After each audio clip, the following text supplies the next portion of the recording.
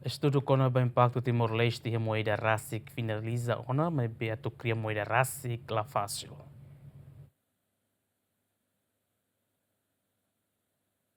Governador Banco Central Timor-Leste, Elder Lopes Ateten, estudo kona-ba impaktu utilização moeda rasik ba socioeconomia Timor-Leste nine behalo husi BCTL, o Fundo Monetário Internacional, finaliza não se precisa tan halo estudo siracelo como kria moeda rasik. Elder actuir mas que estudo kona-ba impaktu moeda rasik ne finaliza mas bela fácil a kria moeda rasik e tempo basic. Sobre moeda rasik idane la o serviço idane be que fácil katan ita atuhalo ita ne moeda ne holalais. Eta mané maka estratégia de Banco Central ninian maka ita halo estudo ho rigor, estudo ho profunda sobre o insight ita tu opta ita ninia moeda rasik. Nune serviço ne be que ami halona maka ami serviço ha muito ko entidades relevantes de halo estudo sobre, primeiro, impacto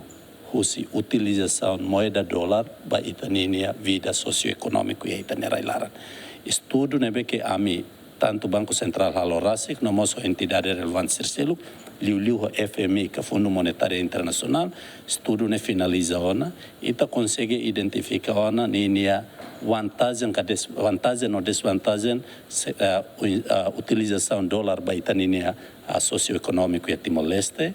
O cinema considera a mim se complementa o estudo circeluk, vai ir a estudo ne completo ona, mas que ita se estabelece roteiro, carot mapida, lá oba oene se care que também a decisão ida atuhalo plano para ita regime que osan rasik, plano ne tem que o roteiro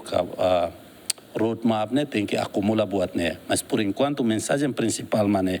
atu bajo regime rasik idane italabele halo e a tempo barak nelaran holalais também idane ita tem que halo cuidado e depois decisão ida atu halo ou atu iha moeda rasik ne nela os decisão Banco Central ni andet mas idane envolve entidades lubukira abam bero quando ostan iha ona itani osan rasik iha ona maka gere osa nema Banco Central bele gere mas enquanto ba decide será que Timor-Leste atu iha osan rasik ne osida ita tem que envolve entidades tomak liliu se parte governo o parlamento no mos Banco Central mas se sai da maka Banco Central bele halo maka prepara estudo lá compreende de dia lá depois maka ita foi bele qualia o entidade relevante para halo decisão quase tinan ruanulo liu Timor-Leste restaura nia independência mas Timor-Leste foi iha det moeda husi centavo ida to centavo dólar rua enquanto husi dólar lima baleten Timor-Leste se usa osan dólar americano nian. Agostinho da Costa, Romaldo Neves, GMN.